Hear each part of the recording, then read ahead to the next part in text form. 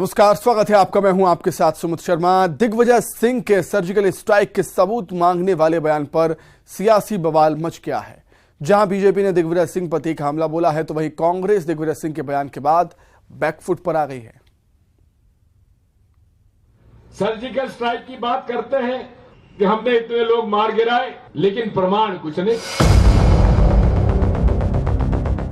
CM Shivraj Singh Chauhan ने दिग्विजय सिंह के surgical strike पर दिए बयान को लेकर निशाना साधा है। उन्होंने कहा कि दिग्विजय सिंह पाकिस्तान के साथ खड़े हैं और कांग्रेस टुकड़े टुकड़े गैंग के साथ खड़ी है।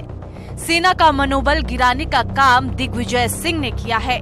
जम्मू में भारत जोड़ो यात्रा के दौरान दिग्विजय सिंह के सर्जिकल स्ट्राइक के सबूत मांगने पर मुख्यमंत्री शिवराज सिंह चौहान ने राहुल गांधी से जवाब मांगा है। श्री राहुल गांधी जी साथ चल रहे हैं और दिग्विजय सिंह फिर सर्जिकल स्ट्राइक के सबूत मांग रहे हैं। ये सेना का मनोबल गिराने का पाप वो कर रहे हैं। पाकिस्तान के साथ वो खड़े हैं, ये दिखा रहे हैं। मैं तो श्री राहुल गांधी जी से ये जवाब मांगता हूँ। पूर्व प्रोटेम स्पीकर रामेश्वर शर्मा ने दिग्विजय सिंह पर निशाना साधते हुए कहा कि सबूत मांगने वालों को फाइटर में बांधकर सेना ले जाए, जिससे ये पाकिस्तान की तबाही देख सके। और अब तो मेरी भारत की सेना से करबद्ध प्रार्थना है कि जब भी सर्जिकल स्ट्राइक हो, जब भी पाकिस्तान के आतंकवादी कैंपों को उड़ाए जाए, बम फेंके जाएं, तो इन तीनों महापुरुषों को उन विमानों के नीचे बांधकर ले जाया जाए। वहीं इस मुद्दे पर कांग्रेस ने दिग्विजय सिंह से पल्ला झाड़ लिया है। पीसीसी चीफ कमलनाथ ने कहा कि इस मुद्दे पर कांग्रेस पार्टी का स्टैंड क्लियर है।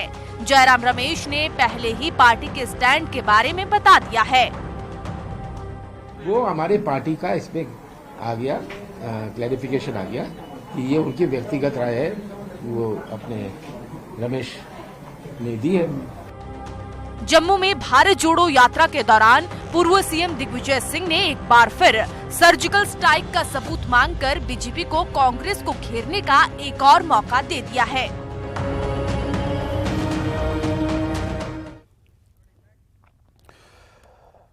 तो और अधिक चर्चा के लिए हम सीधे भोपाल का रुख कर लेते हैं। शैलेंद्र भदौरिया हमारे साथ जुड़ गए हैं राजधानी भोपाल से लाइव। शैलेंद्र, बीजेपी हमलावर तो है ही, दिग्विजय सिंह के इस बयान पर कांग्रेस भी उनका साथ नहीं दे रही है, क्योंकि बयान ही कुछ ऐसा दिया है कि कांग्रेस भी इस बयान से बैकफुट पर। बिल्कुल सुमित, राहुल गांधी की भारत जोड़ो यात्रा जो है वो अपने अंतिम पड़ाव में है और उसको लेकर तमाम तरह के जिस तरीके से पहले भी विवाद सामने आया है, और उसी कड़ी में इनका जो दिग्विजय सिंह का जो बयान है उसने एक नया बखेड़ा खड़ा कर दिया है। हालांकि ये कोई पहली बार नहीं है जब कांग्रेस के नेताओं ने सर्जिकल स्ट्राइक के सबूत मांगे हों। कांग्रेस के आला कमान जो है पहले ही अपना स्टैंड इस पर क्लियर कर चुकी थी, लेकिन एक बार दिग्विजय सिंह ने फिर इस मामले को हवा दी तो बीजेपी ने इसको हाथों हाथ लपक लिया और मध्य प्रदेश के मुख्यमंत्री शिवराज सिंह चौहान से लेकर केंद्रीय मंत्री ज्योतिरादित्य सिंधिया और प्रोटेम स्पीकर भी बीजेपी की तरफ से मैदान में उतर आए और कांग्रेस को घेरने का काम शुरू कर दिया। कई लोग तो राहुल गांधी से जवाब मांग रहे हैं, तो कुछ लोग जो है वो कह रहे हैं कि दिग्विजय सिंह को पार्टी से बाहर का रास्ता दिखा देना चाहिए, जबकि ज्योतिरादित्य सिंधिया का इस पर कह रहा है कि ये इनकी मानसिकता को दर्शाता है, क्योंकि इसके पहले भी ये कई आतंकियों को जी लगाकर संबोधन कर चुके हैं। ये बात बिल्कुल ठीक है कि उनके बयान से कांग्रेस के लोगों ने तत्काल प्रभाव से अपने आप को अलग कर लिया था। जिस तरीके से जयराम रमेश ने कल ही स्पष्ट कर दिया था कि ये उनका निजी बयान है, और यही कारण है कि अब कांग्रेस के जिस नेता से भी अगर आप दिग्विजय सिंह के बयान के बारे में बात करेंगे तो वो साफ तौर पर ये कहते नजर आ रहे हैं कि ये उनका अपना निजी बयान है। उन्होंने कहीं ना कहीं दिग्विजय सिंह ने अपने बयान से कांग्रेस की फजीयत करा दी है और बीजेपी को एक नया मौका दे दिया है, क्योंकि राष्ट्रभक्ति की जब बात होती है तो बीजेपी कहती है कि कांग्रेस के लोग हमेशा सेना के मनोबल को गिराने का काम करते हैं, और उनका ये बयान इस बात की पुष्टि भी करता है। हालांकि देखिए, 2023 में मध्य प्रदेश में चुनाव होना है। दिग्विजय सिंह जो है मध्य प्रदेश से आते हैं और ऐसे में 2024 में के देश का चुनाव होना है, और ऐसे में दिग्विजय सिंह जो एक बड़ा चेहरा कांग्रेस का है, और ऐसे में उनका ये बयान देना और फिर कांग्रेस का उनके इस बयान से पल्ला झाड़ लेना, ये कहीं ना कहीं ये दिखाता है कि दिग्विजय सिंह कैसे जो आला कमान है उसकी जो लाइन है उससे हटकर जो है वो बयान देते हैं, जो अपनी ही पार्टी के लिए मुसीबत का सबब बन जाते हैं। जी बिल्कुल शैलेंद्र, मध्य प्रदेश के पूर्व सीएम दिग्विजय सिंह राजनीति के चाणक्य कहे जाते हैं। कहा जाता है कि वो जो कुछ भी कहते हैं, जो कुछ भी बयान देते हैं, उसके पीछे कोई ना कोई वजह होती है, कोई ना कोई रीज़न होता है। लेकिन इस बार ऐसा लगता है कि शायद पांसे उल्टे पड़ गए।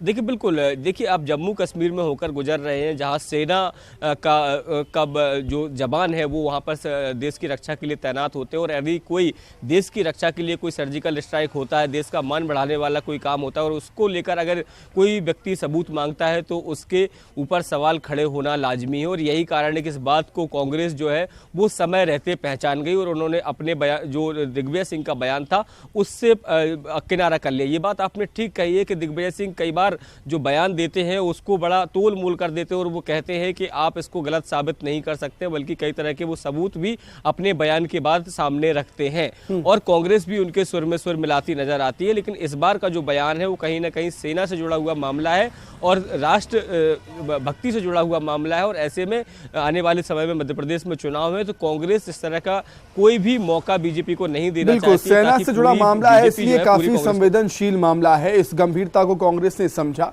और इस बयान से किनारा कर लिया। बहुत शुक्रिया शैलेंद्र आपका जुड़ने के लिए। आगे बढ़ते हैं।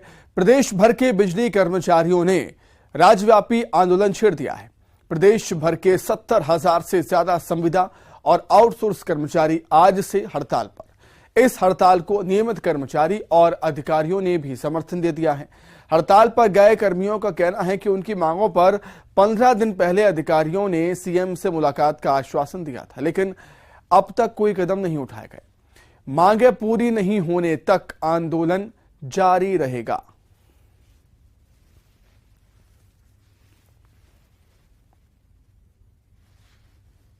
माध्यम से मैं बताना चाहता हूं कि विगत 3 दिवस से कर्मचारी संगठनों द्वारा कर्मचारियों के मुख्य मांगों को लेकर के आंदोलनरत हैं, लेकिन शासन प्रशासन और माननीय मुख्यमंत्री जी के द्वारा कर्मचारियों की बात को सुना नहीं जा रहा है, न कर्मचारी संगठनों से बात की जा रही है, जिसका समर्थन आज मध्य प्रदेश संविदा ठेका कर्मचारी संघ इंटक ने किया है। और हमारी मुख्य मांगे हैं विद्युत संविदा कर्मचारियों का नियमितीकरण, भाजपा जनसंकल्प 2013 के अनुसार आउटसोर्स कर्मचारियों का सम्मिलन अथवा संविदा में नियोजित करने और पुरानी पेंशन बहाली को लेकर के। तो कर्मचारियों के हड़ताल पर जाने से परेशानियां यहां पर बढ़ी गई हैं। अधिक चर्चा के लिए सीधे भोपाल का रुख करेंगे। रंजना दुबे हमारे साथ जुड़ गई हैं इस वक्त राजधानी भोपाल से। रंजना, कर्मचारी हड़ताल पर हैं, अनियमित कर्मचारी, आउटसोर्स कर्मचारी हड़ताल पर हैं, वो परेशानी का विषय तो है ही, लेकिन चिंताएं और भी ज्यादा इसलिए बढ़ गई हैं क्योंकि नियमित कर्मचारियों का इन कर्मचारियों को समर्थन मिल गया है।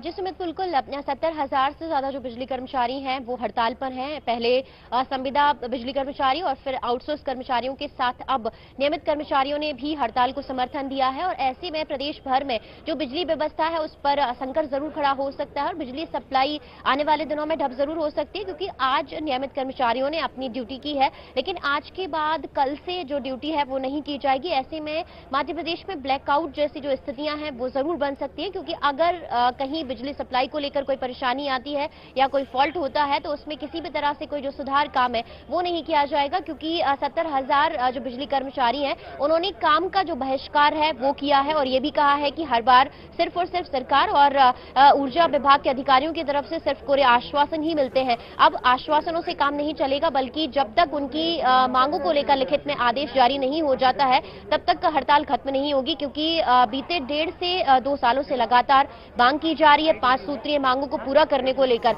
लेकिन अब तक मांगों पर किसी भी तरह से कोई सहमति नहीं बनी है। बल्कि इससे पहले 15 दिनों पहले जब मध्य प्रदेश में प्रवासी भारतीय सम्मेलन और ग्लोबल इन्वेस्टर्स समिट थी, इसी के चलते बिजली कर्मचारियों ने हड़ताल को 15 दिन के लिए टाला था, जिसमें ऊर्जा विभाग के प्रमुख सचिव की तरफ से आश्वासन भी मिला था कि मुख्यमंत्री शिवराज सिंह चौहान से बिजली कर्मचारियों की मुलाकात कराई जाएगी, मांगों को लेकर बातचीत भी होगी, लेकिन इसके बाद भी ना तो मुलाकात हुई, ना ही बातचीत हुई और ना ही बीच का रास्ता निकालने की कोई कोशिशें हुई। ऐसे में अब बिजली कर्मचारी आर पार की लड़ाई के मूड में हैं और उनका यही कहना है कि जब तक आदेश लिखित में जारी नहीं हो जाते हैं तब तक हड़ताल खत्म नहीं होगी। ऐसे में जो आम लोग हैं उन्हें बड़ी परेशानी का सामना यहां पर आने वाले दिनों में करना पड़ सकता है। सुमित, बिल्कुल इसी खबर पर हमारे साथ जबलपुर से पवन पटेल भी हमारे सहयोगी जुड़ गए हैं। पवन, 70,000 से ज्यादा कर्मचारियों का हड़ताल पर चले जाना कोई छोटी बात नहीं है, गंभीर विषय है।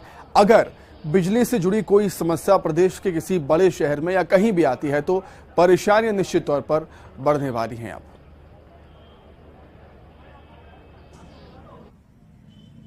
जी बिल्कुल, ये तो तय है कि अगर ये हड़ताल और आगे तक बढ़ती है तो आने वाले दिनों में समस्या बढ़ेगी, क्योंकि अब ठंड का मौसम जा रहा है और गर्मी का मौसम शुरू हो रहा है, जिसमें कई तरह की और भी समस्याएं आती हैं। इस वक्त हम मौजूद हैं शक्ति भवन मुख्यालय के बाहर, जहां पर ये धरना प्रदर्शन चल रहा है। मध्य प्रदेश विद्युत मंडल तकनीकी कर्मचारी संघ के बैनर तले ये पूरा आंदोलन हो रहा है और जबलपुर में भी 3 दिन से यानी 21 तारीख से ये आंदोलन शुरू हुआ था। हमारे साथ कार्यालय सचिव मौजूद हैं, उनसे जानते हैं कि क्या मांगे हैं और अब तक कितनी बातचीत हुई है।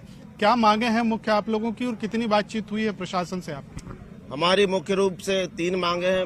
मध्य प्रदेश विद्युत मंडल तकनीकी कर्मचारी द्वारा 94 दिन का जो आंदोलन रखा गया था, उसमें हमारी 3 मांगे हैं। पहली है आउटसोर्स कर्मचारियों का संविलियन कर मानव संसाधन नीति का निर्माण किया जाए। दूसरा, सन 2013 में जो जनसंकल्प पत्र में तकनीकी द्वारा भारतीय जनता पार्टी के जो जनसंकल्प में है संविदा कर्मचारियों का नियमितीकरण।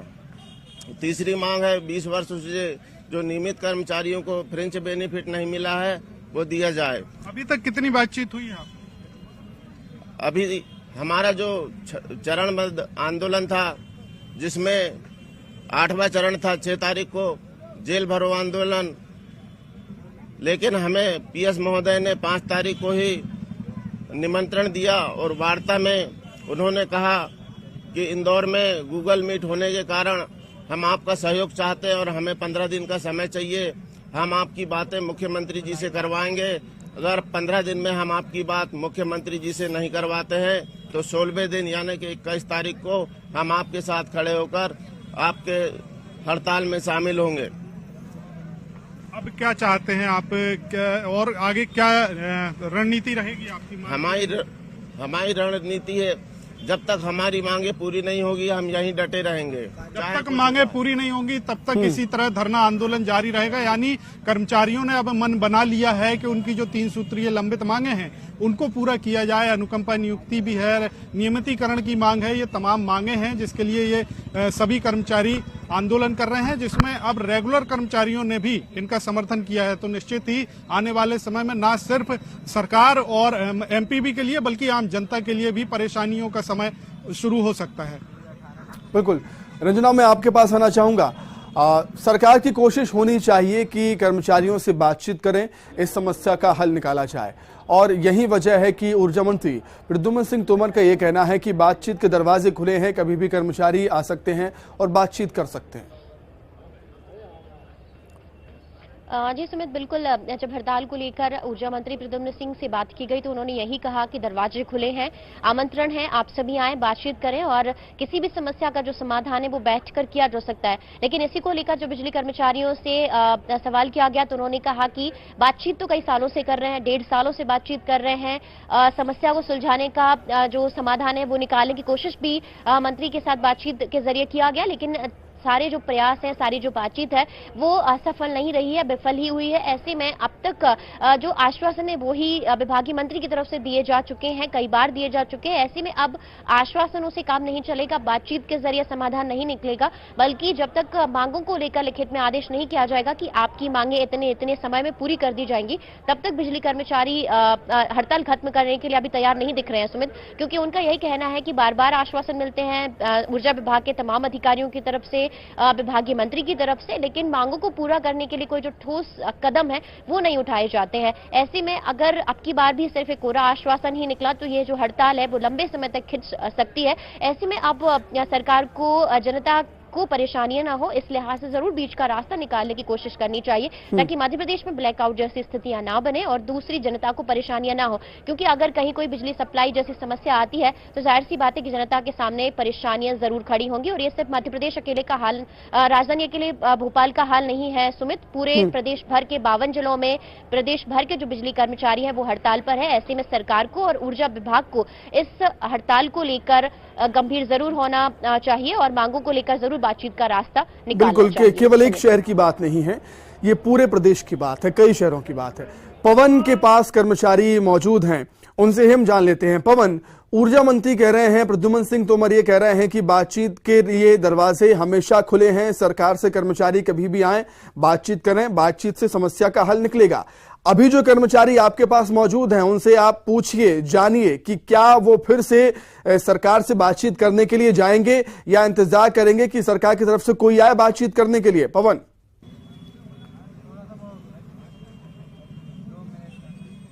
जी बिल्कुल, अभी जो है जितनी भी बातचीत हो चुकी है, इसके बाद में ऊर्जा मंत्री का ये कहना है कि बातचीत के लिए दरवाजे खुले हैं, आपका संगठन उनके पास जाके बात रख सकता है, अपनी जो भी समस्या है उसका समाधान निकालने की कोशिश करेंगे। क्या आप सोचते हैं कि जाएंगे आप या इंतजार करेंगे कि सरकार की तरफ से कोई आपके पास आए? अभी हमारा शीर्ष नेतृत्व कल 11 बजे यहाँ से निकला है। अभी भोपाल में उनका इंतजार कर रहे हैं कि हमें निमंत्रण दें पीएस महोदय और हम अपनी वार्ता रखें, जिसमें हमने माननीय मुख्यमंत्री जी को 262 पत्र भेजे हैं, सांसद विधायक। चलिए ठीक है, कर्मचारी संघ का यही कहना है कि बातचीत हो चुकी है, आश्वासन नहीं चाहिए, कोई ठोस उपाय चाहिए। रंजना, बहुत शुक्रिया। पवन, आपका भी बहुत धन्यवाद। आगे बढ़ते हैं। चमत्कार के दावों के बीच विवादों में घिरे बागेश्वर धाम सरकार यानी धीरेन्द्र शास्त्री ने बड़ा बयान दिया। पाकिस्तान की तंगहाली पर बोलते हुए धीरेन्द्र शास्त्री ने कहा कि जो देश अपनी ऊर्जा दूसरों को बर्बाद करने में लगाते हैं वो स्वभाववश नष्ट हो जाते हैं। पाकिस्तान को भारत में विलय कर देना चाहिए, उसके पास अब यही रास्ता है। वहीं जान से मारने की धमकी पर भी उन्होंने कहा कि वे धमकियों से डरने वाले नहीं।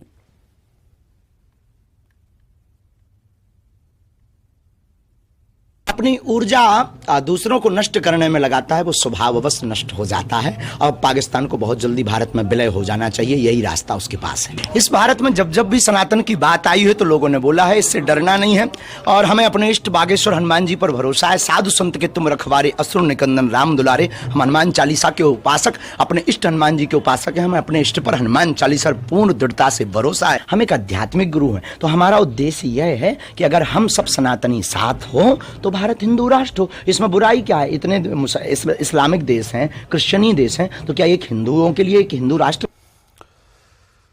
वहीं भोपाल में शेड्यूल की युवती से गैंगरेप, रेलवे स्टेशन के प्लेटफॉर्म नंबर 6 से कार से 3 लोगों ने अगवा किया। फेसबुक दोस्त के कहने पर युवती आई थी, काम की तलाश में। शेड्यूल के थाने में एफआईआर दर्ज हुई है।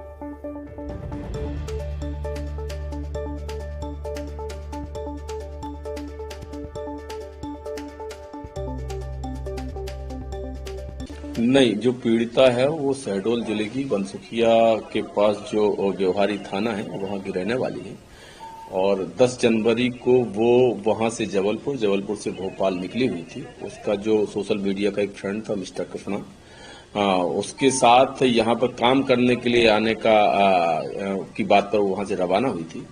यहाँ पर आई और जो है नेक्स्ट डे पर वो बाहर निकलती है। इंदौर से बड़ी खबर, भारत न्यूजीलैंड मैच में ड्यूटी के दौरान तबीयत बिगड़ी है। रेलवे डीएसपी को हार्ट अटैक आया है। ड्यूटी के दौरान डीएस चौहान को हार्ट अटैक आ गया। पुलिस कर्मियों ने सीपीआर दिया। सांस लेने में दिक्कत के बाद कुर्सी पर बेहोश हो गए डीएसपी। मौके पर 108 एम्बुलेंस नहीं मिला। स्वास्थ्य विभाग की बड़ी लापरवाही सामने आई है। एडिशनल सीपी प्रशांत चौबे ने कहा है ड्राइवर के खिलाफ एफआईआर होगी।